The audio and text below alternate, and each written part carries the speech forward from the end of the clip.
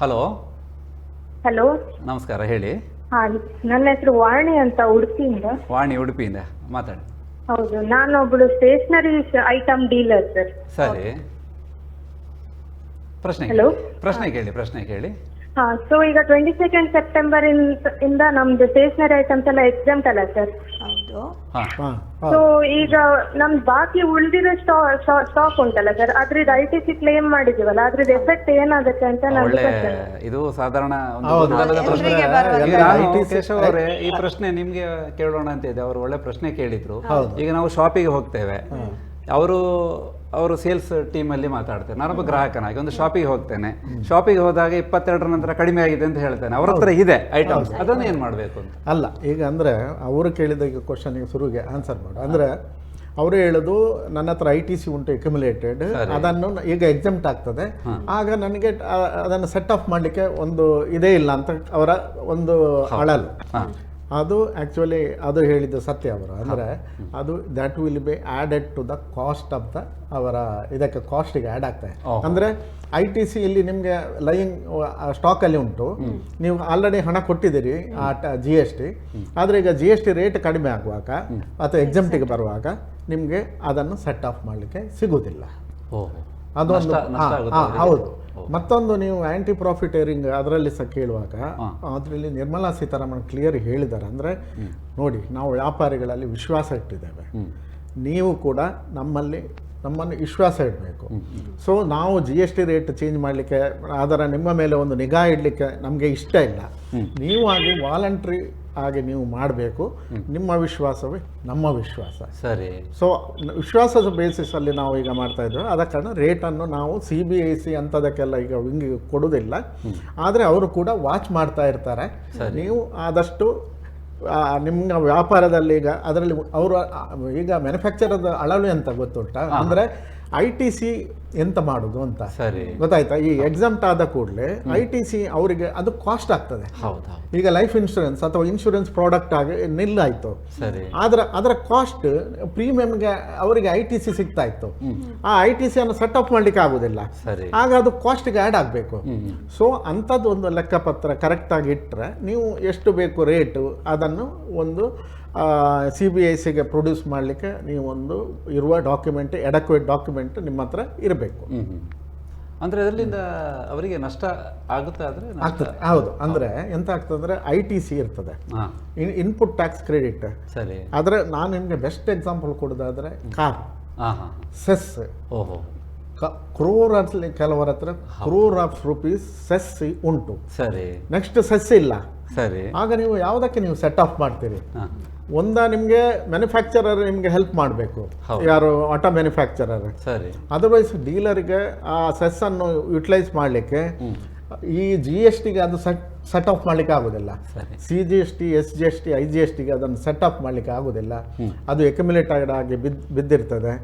ಅದನ್ನು ಒಂದು ರಿಫಂಡ್ ಕೊಡಬೇಕು ಅಥವಾ ಅವರು ಅದನ್ನು ಸೆಟ್ ಆಫ್ ಮಾಡಲಿಕ್ಕೆ ಒಂದು ಪ್ರೊವಿಷನ್, ಟ್ರಾನ್ಸಿಷನಲ್ ಪ್ರೊವಿಷನ್ ಅಂತ ಕೊಡಬೇಕು ಅಂತ ಈ ಆಟೋ ಡೀಲರ್ಸ್ನವರು ಕೂಡ ನಮ್ಮ ಹತ್ರ ಬಂದಿದ್ದಾರೆ. ಈಗ ನಾವು ಕೃಷಿ ಕ್ಷೇತ್ರದ ಬಗ್ಗೆ ಮಾತಾಡ್ತಿದ್ದೆವು, ಹಾಗೆ ಕೃಷಿ ಕ್ಷೇತ್ರದ ಬಗ್ಗೆ ಒಂದಷ್ಟು ಕೃಷಿ ಕ್ಷೇತ್ರ ಮಾತಾಡುವಾಗಲೇ ಆಗಾಗ ಫೋನ್ ಬರ್ತಾ ಇದೆ.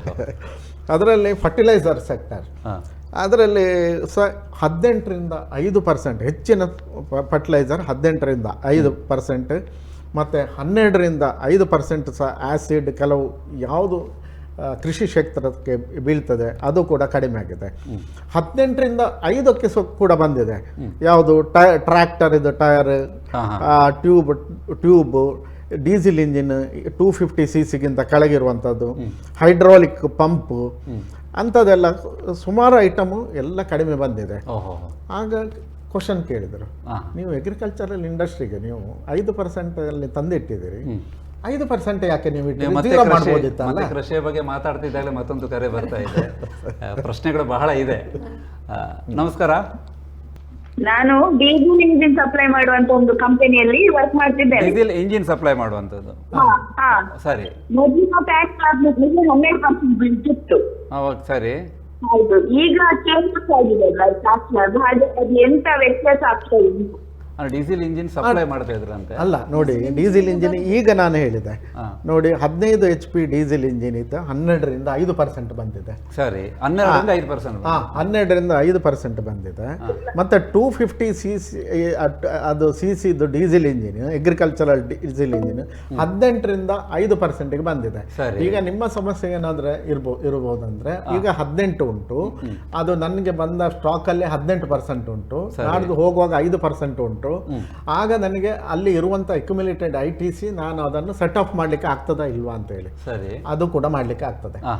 ಆ ಅದನ್ನು ನಿಮಗೆ ಅಕ್ಯುಮುಲೇಟೆಡ್ ಇಲ್ಲಿ ರೇಟ್ ಇದ್ದ ಕಾರಣ 5% ಕೂಡ ಸೆಟ್ ಆಫ್ ಮಾಡ್ಲಿಕ್ಕೆ ಆಗ್ತದೆ. ಈಗ ಕೃಷಿ ಮಾತಾಡ್ತಿರುವಾಗ ಅದು ಕೆಲವು ವಿಚಾರಗಳನ್ನ ಹೇಳಿದ್ರಿ, ಒಂದು ಎಕ್ಸಂಪ್ಷನ್ ಇದ್ದು ನಾನು ಹೇಳ್ತೀನಿ. ಅಂದ್ರೆ ಎಕ್ಸಂಪ್ಷನ್ ಕೇಳುವಾಗ ಎಲ್ಲರೂ ಅವರು ಹೇಳೋದು, ಮ್ಯಾನುಫ್ಯಾಕ್ಚರ್ ನೀವು ಮಾಡುವಾಗ ನಿಮಗೆ ITC ಇರ್ತದೆ. ITC ಅಂದರೆ ಇನ್ಪುಟ್ ಟ್ಯಾಕ್ಸ್ ಕ್ರೆಡಿಟ್. ಅದನ್ನು ನಾವು ಇಲ್ಲಿ ಔಟ್ಪುಟ್ ಟ್ಯಾಕ್ಸ್ ಎಕ್ಸೆಂಪ್ಟ್ ಮಾಡಿದ್ರೆ ದೊಡ್ಡ ಸಮಸ್ಯೆ ಅಂದ್ರೆ ಅದನ್ನು ನಿಮಗೆ ಸೆಟ್ ಆಫ್ ಮಾಡಲಿಕ್ಕೆ ಸಿಗೋದಿಲ್ಲ. ಆಗ ನಿಮ್ಮ ಕಾಸ್ಟ್ ಜಾಸ್ತಿ ಆಗ್ತದೆ. ಸೊ ಅದಕ್ಕೋಸ್ಕರ ಮ್ಯಾನುಫ್ಯಾಕ್ಚರಿಗೋಸ್ಕರ ಅವರು ಹೇಳಿದ್ದಾರೆ, ನಾವು ಸಣ್ಣದು 5% ಇಟ್ಟದ್ದು ಅಂತ ಹೇಳಿ ನಮ್ಮ ಫೈನಾನ್ಸ್ ಮಿನಿಸ್ಟರ್ ಕೂಡ ಹೇಳಿದ್ದಾರೆ. ಈಗ ನಾವು ಬಹಳ ಇಂಪಾರ್ಟೆಂಟ್ ನಮಗೆ ಮಾತಾಡಬೇಕಾದದ್ದು ಸಬನ ಅವರ ಆರೋಗ್ಯ ಕ್ಷೇತ್ರ, ಆರೋಗ್ಯದ ಬಗ್ಗೆ, ಅದರಲ್ಲೂ ವಿಶೇಷವಾಗಿ ಸೀನಿಯರ್ ಸಿಟಿಸನ್, ಬಹಳ ಉದ್ಯೋಗದಲ್ಲಿದ್ದಾಗಲೂ ಕೆಲವರು ಇನ್ಶೂರೆನ್ಸ್ ಎಲ್ಲ ಮಾಡದಿರುವವರೆಲ್ಲ ಇದ್ದಾರೆ. ಈಗ ಆರೋಗ್ಯ ಕ್ಷೇತ್ರದಲ್ಲಿ ಏನು ಯಾವ ಲಾಭಗಳು ಇದೆ ಅಂತ? ಆರೋಗ್ಯ ಕ್ಷೇತ್ರದ ತಗೊಳ್ಳೋದಾದ್ರೆ ಸರ್, ಅವರು ಏನು ಮಾಡಿದ್ದಾರೆ ಅಂತ ಹೇಳಿದ್ರೆ, ಈ ಕ್ಯಾನ್ಸರ್ ರಿಲೇಟೆಡ್ ಯಾವುದೆಲ್ಲ ಡ್ರಗ್ಸ್ ಯೂಸ್ ಮಾಡ್ತೇವೆ ನಾವು, ಕ್ಯಾನ್ಸರ್ ರೋಗಕ್ಕೆ ಚಿಕಿತ್ಸೆ ಕೊಡುವಂಥದ್ದು, ಮತ್ತೆ ಅಪರೂಪದ ಕಾಯಿಲೆಗಳಿರ್ಬೋದು. ಕೆಲವು ಸಲ ಏನಾಗುತ್ತೆ ಅಂದ್ರೆ ಆ ಕಾಯಿಲೆಗಳ ಹೆಸರನ್ನೇ ಓದಲಿಕ್ಕೆ ನಮಗೆ ಬರುವುದಿಲ್ಲ, ಆ ಥರ ಇದೆ ಅದೆಲ್ಲ. ಸೊ ಅಂಥ ರೋಗಗಳ ಚಿಕಿತ್ಸೆಗೆ ಯೂಸ್ ಮಾಡುವಂಥದ್ದು, ಇಂಥೆಲ್ಲ ವಿಶೇಷ ಔಷಧಗಳೇನಿದೆ ಅಂಥದ ಡ್ರಗ್ಸ್ಗಳಿಗೆಲ್ಲದಕ್ಕೂ ಸಹ ನಿಮಗೆ 12% ಇದ್ದದನ್ನು 0 ಮಾಡಿದ್ದಾರೆ. ಮತ್ತೆ 5% ಇದ್ದದನ್ನು 0 ಮಾಡಿದ್ದಾರೆ, ಅಂದ್ರೆ ಎಕ್ಸೆಂಪ್ಟ್ ಮಾಡಿದ್ದಾರೆ. ಮತ್ತೆ ಕೆಲವು ಮೆಷಿನ್ಸ್ಗಳು ಏನು ಯೂಸ್ ಮಾಡ್ತಾರೆ ಹಾಸ್ಪಿಟಲ್ ಅಲ್ಲಿ ಟ್ರೀಟ್ಮೆಂಟ್ ಕೊಡ್ಲಿಕ್ಕೆ, ಅದರ ರೇಟು 12ರಿಂದ 5%ಗೆ ಇಳಿಸಿದ್ದಾರೆ. ಸೊ ನೀವು ಐಟಮ್ ಬೈ ಐಟಮ್ ನೋಡೋದಾದ್ರೆ ಸುಮಾರು ಐಟಮ್ಸ್ ಇದೆ ಅದರಲ್ಲಿ. ಅದು ಓದ್ಲಿಕ್ಕೂ ಅಂದ್ರೆ ಅದು ಯಾರು ಡಾಕ್ಟರ್ ಕಲ್ತಿದ್ದಾರೆ ನೋಡಿ ಅವರ ಹತ್ರ ಓದಿಸ್ಬೋದು ಅಂತ ವರ್ಡಿಂಗ್ಸ್ ಇದೆ ಅದರಲ್ಲಿ. ಮತ್ತೆ ಸುಮಾರು ಔಷಧಿಗಳಿಗೆ ಸಹ ಕಮ್ಮಿ ಮಾಡಿದ್ದಾರೆ, 12ರಿಂದ 5ಕ್ಕೆ ಮಾಡಿದ್ದಾರೆ. ಈಗ ಇರುವ ರೇಟೇ 2 ಅಲ್ವಾ, 5 ಮತ್ತೆ 18. ಮತ್ತೆ ಶಸ್ತ್ರಚಿಕಿತ್ಸೆ ಯೂಸ್ ಮಾಡುವಂತ ಮೆಷಿನ್ಸ್ ಗಳನ್ನು 18ರಿಂದ 5ಕ್ಕೆ ಇಳಿಸಿದ್ದಾರೆ. ಮತ್ತೆ ನೀವು ಆಗ್ಲೇ ಹೇಳಿದಾಗೆ ಸುಮಾರು ಜನ ಇನ್ಶೂರೆನ್ಸ್ ಮಾಡಿಸ್ಕೊಳ್ಳೋದಿಲ್ಲ, ಅಂದ್ರೆ ಕೆಲವರಿಗೆ ಅದರ ಬಗ್ಗೆ ನಾಲೆಜ್ ಇರೋದಿಲ್ಲ. ಇನ್ಶೂರೆನ್ಸ್ ಮಾಡಿದ್ರೆ ನಮಗೆ ಫ್ಯೂಚರ್ ಅಲ್ಲಿ ಏನು ಹೆಲ್ಪ್ ಆಗುತ್ತೆ ಅಂತ ಗೊತ್ತಿರೋದಿಲ್ಲ. ಕೆಲವರು ನೀವು ಹೇಳಿದಾಗೆ GST ರೇಟ್ ಅಲ್ಲಿ ಇರೋ ಕಾರಣ ಜಾಸ್ತಿ ಆಗ್ತದೆ, ನಮ್ಮಿಂದ ಆಗ್ಲಿಕ್ಕಿಲ್ಲ ಅಂತ ಹೇಳಿ ಸುಮ್ಮನೆ ಕೂತವರಿದ್ದಾರೆ. ಸೊ ಈಗ ಗೌರ್ಮೆಂಟ್ ಏನ್ ಮಾಡಿದೆ ಅಂತ ಹೇಳಿದ್ರೆ, ಎಲ್ರಿಗೂ ಸಹ ಹೆಲ್ತ್ ಇನ್ಶೂರೆನ್ಸ್ ಏನಿದೆ ಅದೆಲ್ಲದಕ್ಕೂ ಸಹ GST ಅನ್ನು 0 ಮಾಡಿದೆ, ಎಕ್ಸೆಂಪ್ಟ್ ಮಾಡಿದೆ. ಸೊ ಹಾಗಾಗಿ ಈಗ ಏನ್ ಮಾಡ್ಬೋದು ಅಂತ ಹೇಳಿದ್ರೆ, ನೀವು ಯಾವುದೇ ಹಾಸ್ಪಿಟಲ್ ಅಲ್ಲಿ ಹೋದ್ರು ಸಹ ನಿಮ್ಗೆ ಗೊತ್ತಿರ್ಬೋದು, ನಮ್ಗೆ ಏನೇ ಒಂದು ರೋಗ ಬಂದು ನಾವು ಹಾಸ್ಪಿಟಲ್ಗೆ ಹೋದಾಗ ಸಹ ಅಲ್ಲಿ ಒಂದು 4-5 ಜನ ಬಂದು ನಿಲ್ತಾರೆ ನಮ್ಮ ಹತ್ರ, ಈ ತರ ಇನ್ಶೂರೆನ್ಸ್ ಇದೆ ತಕೊಳ್ಳಿ ಮಾಡಿ, ನಿಮ್ಗೆ ಮಾಡಿದ್ರೆ ಇದ್ರಲ್ಲಿ ಒಂದು ಡಾಕ್ಟರ್ಸ್ ಫೀಸ್ ಅಲ್ಲಿ 10% ಅಥವಾ ಬೇರೆ ಏನಾದ್ರು ಟೆಸ್ಟ್ ಎಲ್ಲ ಇದ್ರೆ ಅದ್ರಲ್ಲಿ ಒಂದು 20% ಡಿಸ್ಕೌಂಟ್ ಇದೆ ಅಂತ ಹೇಳಿ. ಸೊ ಅಂತ ಇನ್ಶೂರೆನ್ಸ್ ಗಳನ್ನೆಲ್ಲ ಮಾಡುವಾಗ ಈಗ ನಿಮಗೆ ಅದಕ್ಕೆ GST ಬರುದಿಲ್ಲ. ಸೊ ನಿಮ್ಗೆ ಅದರ ರೇಟ್ ಕಮ್ಮಿ ಆಗಿ ಸಿಗ್ತದೆ. ಈಗ ಮಾಡ್ಕೊಳ್ಬಹುದು. ಈಗ ನಾವು ಏನು ಮಾಡದೆ ಕುತ್ಕೊಂಡು ನಾಡ್ದೇನೋ ಒಂದು ದೊಡ್ಡ ರೋಗವ ಅಥವಾ ಏನೋ ಒಂದು ಪ್ರಾಬ್ಲಮ್ ಹೆಲ್ತ್ ಇಶ್ಯೂ ಬಂದಾಗ 1 ಲಕ್ಷ 2 ಲಕ್ಷ ಖರ್ಚು ಮಾಡ್ಬೇಕಾಗಿ ಬರುವಾಗ ಆವಾಗ ನಾವು ತಲೆಬಿಸಿ ಮಾಡಿಕೊಳ್ಳುವ ಬದಲು ಈಗಲೇ ನಾವೊಂದು ಇನ್ಶೂರೆನ್ಸ್ ಅಂತ ಮಾಡಿ ಇಟ್ಕೊಂಡ್ರೆ, ಹೆಲ್ತ್ ಇನ್ಶೂರೆನ್ಸ್ ಅಂತ ಮಾಡಿ ಇಟ್ಕೊಂಡ್ರೆ, ಅವಾಗ ನಿಮ್ಗೆ ಫ್ಯೂಚರ್ ಅಲ್ಲಿ ಏನೇ ಪ್ರಾಬ್ಲಮ್ ಬಂದ್ರೂ ಸಹ ಇನ್ಶೂರೆನ್ಸ್ ಕಂಪನಿ ನೋಡ್ಕೊಳ್ತದೆ. ನೀವೀಗ ಒಂದು 30,000 ಕಟ್ಬಹುದು ಇಯರ್ಲಿ, ಬಟ್ ಲಾಸ್ಟ್ ನಿಮ್ಗೆ ಯಾವಾಗ ಪ್ರಾಬ್ಲಮ್ ಬರ್ತದೆ ಆವಾಗ ನಿಮಗೆ ಒಂದು 3 ಲಕ್ಷ ಕಟ್ಟಲಿಕ್ಕೆ ಬಂದಲ್ಲಿ ಒಂದು 50,000 ಕಟ್ಟಲಿಕ್ಕೆ, ಅಥವಾ ಕೆಲವು ಇನ್ಶೂರೆನ್ಸ್ ಅಲ್ಲಿ ನಿಮಗೆ ಕಟ್ಟಲಿಕ್ಕೆ ಇರುವುದಿಲ್ಲ, ಅಂದ್ರೆ ಅವರದ್ದು ಬೆನಿಫಿಟ್ ಅಷ್ಟಿರುತ್ತೆ, ಕಟ್ಟಲಿಕ್ಕೆ 30,000. ಸೊ ಈಗ GST ರೇಟೇ ಕಮ್ಮಿ ಮಾಡಿರೋ ಕನ್ಸಲ್ಟೆನ್ಸಿಗೂ ನಿಮಗೆ ಕಮ್ಮಿ ಆಗೋ ಕಾರಣ ನಮ್ಮದೊಂದು ಸಲಹೆ ಏನಂತ ಹೇಳಿದ್ರೆ, ಯಾರಿಗೆಲ್ಲ ಸಾಧ್ಯವೋ ಅಂದ್ರೆ ನಾರ್ಮಲ್ ಆಗಿ ನಾವು ಯಾರನ್ನು ಹೇಳಲಿಕ್ಕಾಗಲ್ಲ, ಇವತ್ತು ನಾನು ಇಷ್ಟು ಹುಷಾರಿದ್ದೇನೆ ನಾಳೆ ನಾನು ಹೇಗಿರ್ತೇನೆ ಅಂತ ಹೇಳಿ. ಸೊ ಇನ್ಶೂರೆನ್ಸ್ ಅನ್ನೋದು ಎಲ್ರಿಗೂ ಸಹ ಇಂಪಾರ್ಟೆಂಟ್.